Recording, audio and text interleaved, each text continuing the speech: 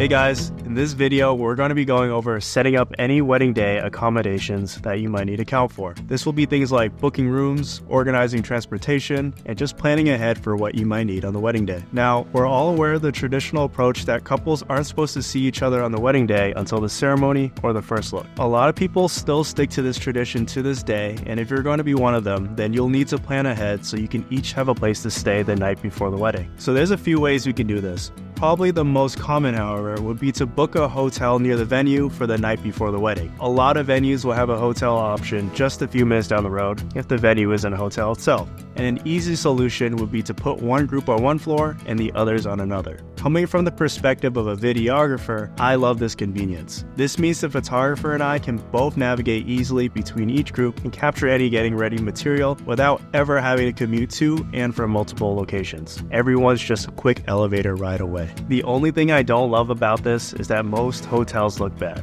I'm talking white walls, no space to get ready, bad lighting, and just not a lot of work. If you're planning to do group pictures before heading to the venue, most hotels don't have anything for this. No greenery, gardens, pavilions to work with. And like we mentioned before, you want to take pictures in natural lighting whenever you possibly can. So having to do all these in your hotel room isn't ideal. That's why I always recommend couples look into Airbnbs. These have historically given couples the best results for their photos and videos, as well as being convenient and spacious for getting ready. Not only that, a lot of the time they end up being more affordable than a hotel. So if you decide to go with this route, try to find something that has a big space for getting ready and beautiful natural lighting to help with those pictures and videos. The only downside is there may not be options close to your venue or to one another if you're getting ready at separate places. Once you find something that works for you, book it. It's like we always say, if you love it, chances are someone else will too, and you don't want to miss out. This is also where you should really consider adding on a second shooter for your photo or video team. If you're expecting your photographer or videographer to be in multiple places on the wedding day, that's ultimately going to limit what they can do.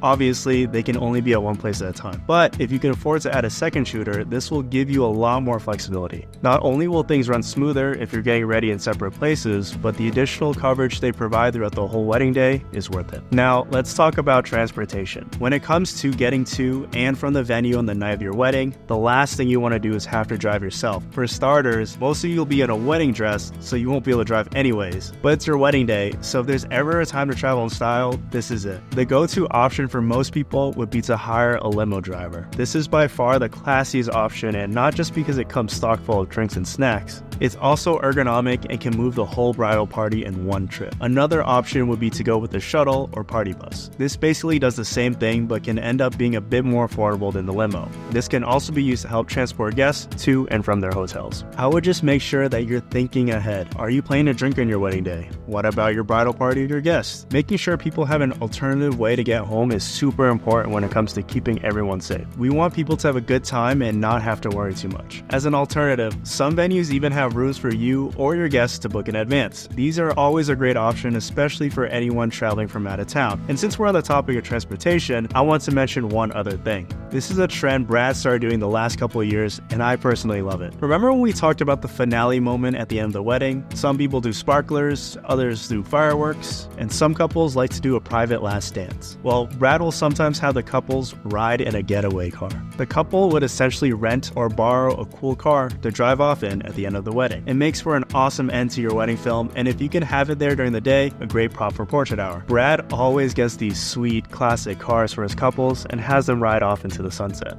You can even string up the cans and hang the "Just Married" sign like you see in the movies. It's a really fun idea. If that's something you'd be interested in doing but not sure where to find a car like this, I recommend looking into Turo or another car rental company. A lot of these places will let you rent a nice car for the whole day, and it's only like $100 or so. So as far as the timeline goes, I'd recommend making sure everything we discuss has been booked 6 months prior to the wedding day. In a lot of cases, you'll need to reserve these accommodations in order to guarantee availability for your wedding. And odds are, you're probably not the only wedding in town that weekend, so locking these down in advance is going to be your best bet. As far as your budget goes, anything that is related to these accommodations would fall under the miscellaneous section, where we set aside 3 to 5% of our total budget. Depending on where you may have made compromises in other areas, you should also have a bit of a surplus you can tap into if necessary. If you haven't used the wedding budget calculator yet, I highly recommend going through and plugging in some of those details now that you're in this stage of the planning process. This calculator goes far more in depth and can show you exactly where you might need to trim or move things around. That should cover just about everything on this topic,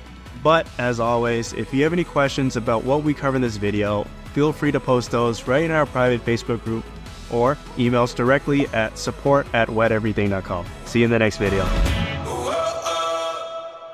Thanks for watching, you guys. Hope you enjoyed it. Don't forget that you can subscribe to our channel right here, and we will see you in the next video.